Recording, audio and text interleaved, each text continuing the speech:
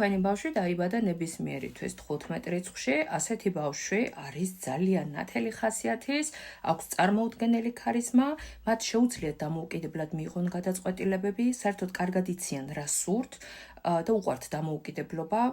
ძირითადად ასეთი ბავშვები არ ემორჩილებიან უფროსების მკაც კონტროლს, ცდილობენ საერთოდ რომ სიტუაცია ყოველთვის თავის სასიკეთოდ გამოიყენონ, ცოტა ეგოისტები არიან და იციან სხვისგან როგორ მიიღონ ის რაც საერთოდ მათ სურთ.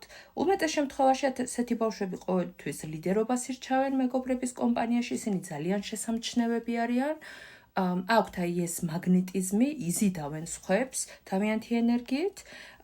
ძალიან ერთგული, ძალიან ხალისიანი, ყოველთვის უყვართ დროის ტარება და ეს ძალიან კარგად გამოსდით, ძალიან ნიჭიერები არიან, აქვთ ძალიან, როგორც მანამდე ვთქვი, ძალიან ძლიერი მიმზიდველი ძალა. საერთოდ ძალიან მარტივად პოულობენ ასეთი ბავშვები გამოსავალს რთული სიტუაციიდან. მათ აქვთ ბავშვობიდან ეს უნარი შეეგუონ სხვადასხვა გარემოს, ძალიან კარგად ესმით თუ რა შეიძლება იყოს მათთვის სასარგებლო და მნიშვნელოვანი. საერთოდ ავლენს კარგ მანერას, სტილის გრძნობას, საერთოდ უყვართ ის ლამაზი ნივთები და საერთოდ მატერიალურისკენ ძალიან არიან მიპყრობილები. მაგრამ რა თქმა უნდა, ასეთი ბავშვებიც ავლენენ უარყოფით ხასიათს, ისინი ადრეული ასაკიდანვე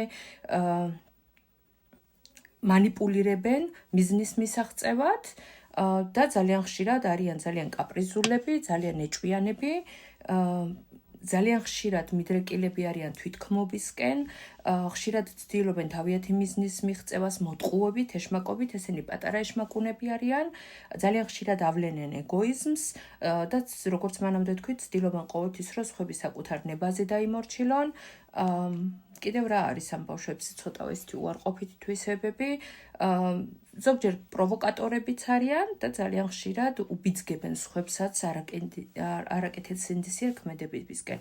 ამიტომ ასეთ ბავშვებთან მნიშვნელოვანია მშობელმა რომ აუხსნას, რომ მანკიერი თვისებების დათრგუნვა აუცილებელია.